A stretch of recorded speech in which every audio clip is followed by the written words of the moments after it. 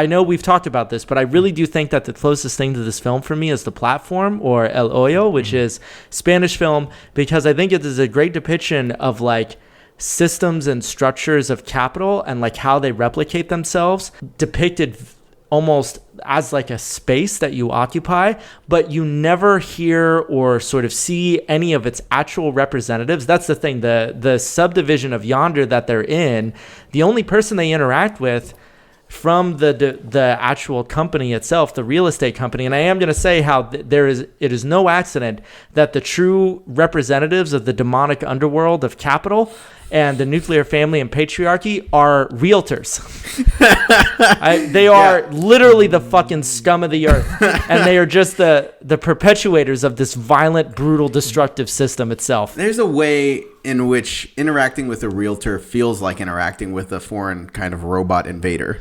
Because you're just like, what could possibly motivate you as a human being to want to do what you're doing to the degree and with like the effort and enthusiasm that you're doing it? Like it's like a little, like not maddening, but like a little anxiety ridden when you're interacting with someone like that and you see their like need for you to buy something or like need for you to be interested in at least one property or something, you know, and it's just like, yikes, like you're, you know. Big yikes for me, dog. Yeah, big yikes. Like somebody hung a fucking fish hook with like $10,000 on the end of it for you and you're just like selling your soul. But anyway, my synopsis was going to be like, read the title and watch the first 5 minutes of the movie and that's like the entire movie. Yeah. But at the same time, you wouldn't get any of the like juicy, you know, there's like a depth to like the fucking symbolism, I guess you could say, of like, you know, it is some kind of weird, almost like simulation logic universe of like, you know, some Elon Musk shit of like this is all just like a simulation and what you're living is just some kind of like test to see if you're compatible or if you're good or if you're whatever the fuck. But it takes it to an extreme, right? Because they like try to escape the neighborhood. As soon as they walk into the house, they've basically sold their souls and they like can't leave.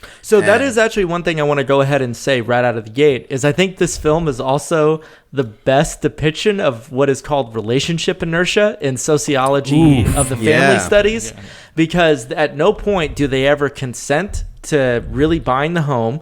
At no point do they ever truly consent to having a child or even being together long term. They're not married in the film, but it's kind of obvious that, like, you know, they have a relationship and they're looking for a place, but they're not actually married or anything. Well, and you see the hesitation. Like Jesse Eisenberg's character like walks out on the like when they're seeing the home, you know, he just kind of like walks out. He's like, this feels weird. Like it's a lot of pressure. Like I don't like it. It kind of seems like he just sort of like is like, fuck all this. He tries to leave. And that's when they realize like they can't leave. I think maybe I'm misplacing that in the narrative, but I was also going to say, you were talking about The Platform and how it talks about systems. To introduce some factionalism to the Troika boys, Don and I watched Mother. You watched a little bit of it. I've seen Mother before. Yeah, and you've seen Mother. But anyway, fuck you, factionalism. Listen, don't even fucking come at me because I already said this to Don earlier. Mother by Darren Aronofsky is a smart movie for dumb guys. Smart movie for dumb guys. It is also trying to, I think me and Don talked about this a little bit, maybe in relation to like the Jammin' with Mammon series, that it's like trying to reinvigorate a certain kind of spirituality in spirituality itself. Yeah, I would agree with that. You know, and so it's kind of like remystifying a certain spiritual domain because it's like, yeah, it's about the creative genius of like a whatever, like tortured artist, but like it's also the Bible.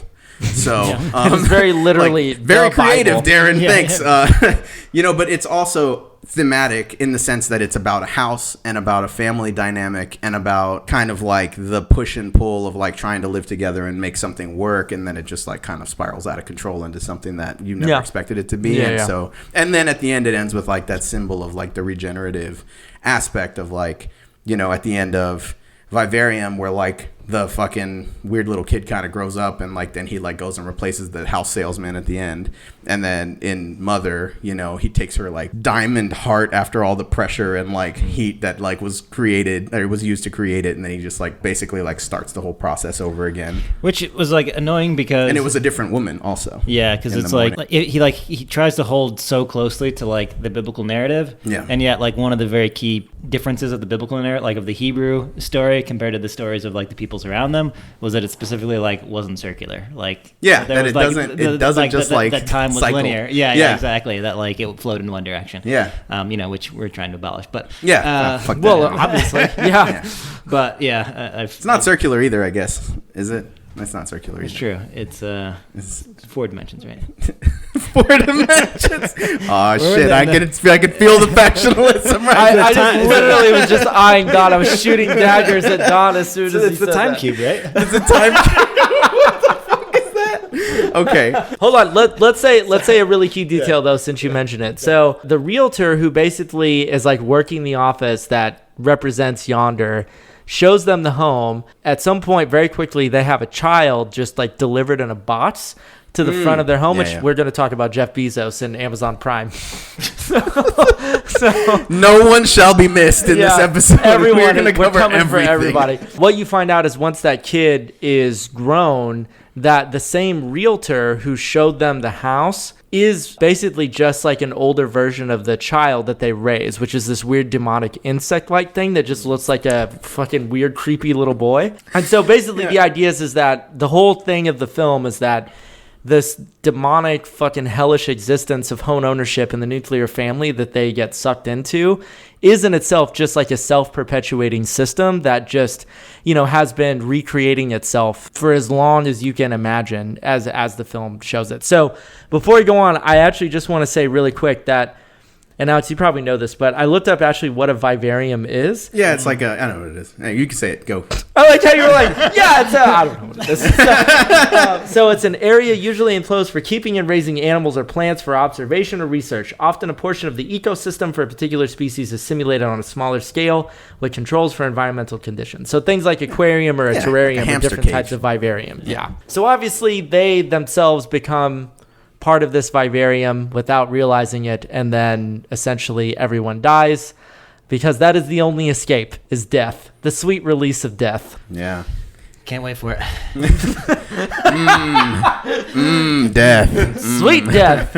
I owe a cock to Asclepius, as Socrates said, for curing me of my malady of life. All right, so where do y'all want to come at this shit? Because this is a dense text. There's a lot going on. I feel in like every each frame. of us had specific things we wanted to talk about. So yeah, who wants to start?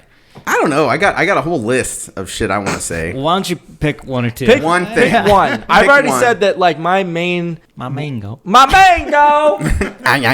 to analyze vivarium, and I don't know nobody.